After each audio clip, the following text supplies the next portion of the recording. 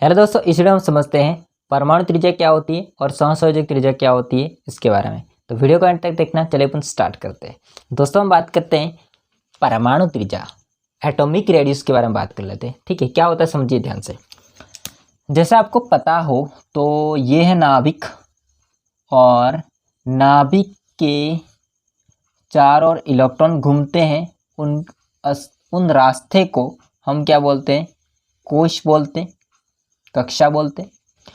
तो हम सबसे बाहरी वाली कक्षा की बात करें तो यह है सबसे बाह्यतम कोश, और बाह्यतम कोश में जो इलेक्ट्रॉन पाया जाता है, ठीक है, वहां से लेकर जो बीच में नाभिक होता है, नाभिक,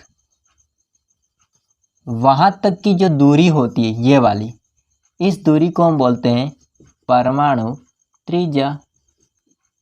क्या बोलते हैं? परमाणु त्रिज्या। ठीक है, बहुत आसान है।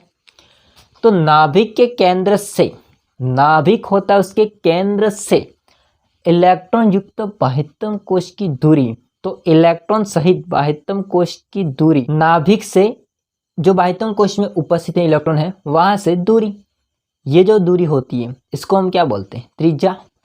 और पूरा क्या कहलाता है? व्यास। आपने पढ़ा होगा मैथ में। ठीक है, तो आगे हम समझते हैं सहसंयोजक त्रिज्या क्या होती है। दोस्तों, हालांकि सहसंयोजक त्रिज्या होती है वो दो परमाणु होते हैं, वो दो परमाणु साझे से बंधे हैं जो कि एकल बंध से, तो उनके मध्य, दो परमाणु के मध्य की बात करेंगे हम लोग।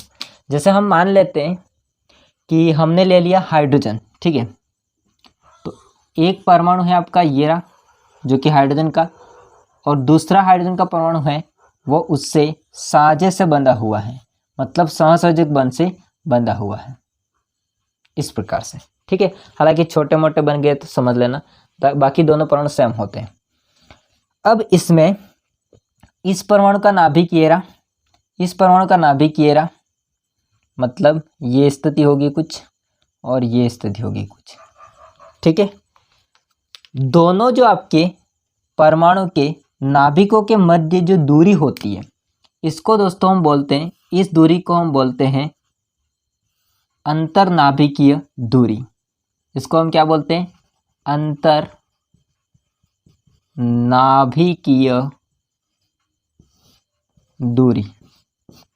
ठीक है, मतलब इस परमाणु के नाभिक से लगा करके इस परमाणु के नाभिक के बीच में जो दूरी है इसको बोलते हैं अंतरनाभिकीय दूरी। यदि हम लोगों ने इस अंतरनाभिकीय दूरी का हमने क्या किया? आधा भाग कर दिया, मतलब आधा मान कर दिया, तो फिर ये जो मान होता है छोटा वाला, आधा वाला, इस छोटे वाले आधे वाले भाग को, ये वाला, इस भाग को हम लोग दोस्तों क्या कहेंगे? सहसंयोजक त्रिज्या। इसको क्या बोलते हैं? सहसंयोजक त्रिज्या। आ रही है बात समझ में? तो सिंपल सी बात है, दो परमाणु सहसंयोजक बंध से बंधित हैं, उन दोनों परमाणु के नाभिकों के मध्य की जो दूरी है उसका आधा मान सहसंयोजक त्रिज्या कहलाती है। तो दोस्तों, यदि हम लोगों ने हाइड्रोजन लिया है तो हाइड्रोजन के लिए इसका मान होता है, अंतरनाभिकीय दूरी का मान, तो वो होगा 74 पैरामीटर पीएम, और इसका सहसंयोजक त्रिज्या का मान हो जाएगा इसका आधा, अर्थात 37 पीएम। ठीक है, 37 पीएम होगा। कुछ यहाँ पर मैं उदाहरण लिखता हूँ, देखिए। जैसे हमने हाइड्रोजन और हाइड्रोजन के मध्य सहसंयोजक त्रिज्या होती है, इसको हम बोलते हैं कोवैलेंट रेडियस। इसको मैं सिंपल CR कर सकता हूँ।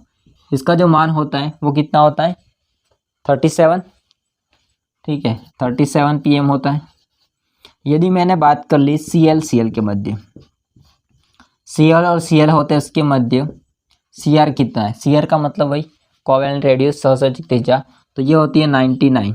ठीक है, यदि हमने कार्बन और कार्बन के मध्य बात कर ली तो कार्बन और कार्बन के मध्य दोस्तों जो सहसंयोजक त्रिज्या होती है वो होती है 77 पीएम। ठीक है, तो ये कुछ मान होते हैं सहसंयोजक त्रिज्या के। डेफिनेशन पढ़िए, किसी तत्व के दो समान, किसी तत्व के दो समान, ये दो समान है, ठीक है, ये दो समान है, ये दो समान है, परमाणु एकल सहसंयोजक बंध, एकल सहसंयोजक बंध से बंधित हो तो उन दोनों परमाणु के नाभिकों के मध्य की दूरी, तो दोनों परमाणु के नाभिकों के मध्य की दूरी, ठीक है, अंतर्नाभिक की दूरी, उसका आधा मान उस तत्व की, उसका आधा मान, इसका आधा मान, ठीक है, उस तत्व के परमाणु की सहसंयोजक त्रिज्या कहलाती है। उस तत्व के परमाणु की क्या कहलाती है? सहसंयोजक त्रिज्या कहलाती है, कोवैलेंट रेडियस कहलाती है। यदि इसको आप लोग लिखना चाहो सूत्र के रूप में तो कैसे लिख सकते हो? इसको मैं यहाँ पर लिख रहा हूँ, देखिए, यदि आप लोग सहसंयोजक त्रिज्या को लिखना चाहते हो, अंतर्नाभिकीय दूरी डिवाइड बाय 2, अंतर्नाभिकीय दूरी डिवाइड बाय 2, ये आपकी हो जाती है सूत्र सहसंयोजक त्रिज्या का, ठीक है। उसने वही कहा, वही लिखा हमने, अंतर्नाभिकीय दूरी का आधा मान, आधा कर दो, ठीक है। दोस्तों एक बात है, खास बात, देखिए ध्यान से, यदि मैं नोट बात की बात करूं तो अगर सिंगल बॉन्ड है तो फिर आप लोग आराम से सहसंयोजक त्रिज्या लिख सकते हो, बट यदि उन दोनों परमाणु के मध्य द्विबंध या फिर त्रिबंध हो, ट्रिपल बॉन्ड हो, डबल बॉन्ड हो, डबल बॉन्ड हो, ट्रिपल बॉन्ड हो, तब उस परमाणु के मध्य सहसंयोजक जो त्रिज्या होती है उसको ज्ञात नहीं कर सकते हो, मतलब अंतर्नाभिकीय दूरी का आधा मान निर्धारित आप नहीं कर सकते हो। मैं इसका आपको एग्जाम्पल बताता हूँ, ध्यान से समझिए। यदि हम लोग कार्बन की ही बात को लेकर के आगे बढ़े तो जो कार्बन के मध्य डबल बॉन्ड होता है, इन कार्बन की जो सहसंयोजक त्रिज्या होती है वो होती है दोस्तों 67 pm। तो आप देख सकते हैं कितनी कम है। कार्बन के मध्य सिंगल बॉन्ड है तो 77 है, बट कार्बन के मध्य डबल बॉन्ड है तो 67 होगी। यदि हम ट्रिपल बॉन्ड की बात करें तो और कम हो जाएगी, ठीक है। ट्रिपल बॉन्ड होता है कार्बन के मध्य, तो इसकी होती है 60 pm, केवल 60, कितनी होती है? केवल 60। तो जब डबल बॉन्ड हो, ट्रिपल बॉन्ड हो, तो उस टाइम पे जो अंतर्नाभिक की दूरी का आधा मान होगा उसका निर्धारण आप नहीं कर सकते हो, ठीक है। तो सहसंयोजक त्रिज्या नहीं आएगी जो आनी चाहिए वो, ठीक है। तो ये ध्यान रखना, सिंगल बॉन्ड की आप आराम से लिख सकते हो। बाकी ये दोस्तों आपको वीडियो कैसा लगा? छोटा सा वीडियो था, तो वीडियो अच्छा लगा हो तो कमेंट करके बताइएगा। बाकी लाइक कीजिए, चैनल को सब्सक्राइब नहीं किया तो कर देना। मिलते हैं नेक्स्ट वीडियो में, तब तक लीजिए ही, वंदे मातरम।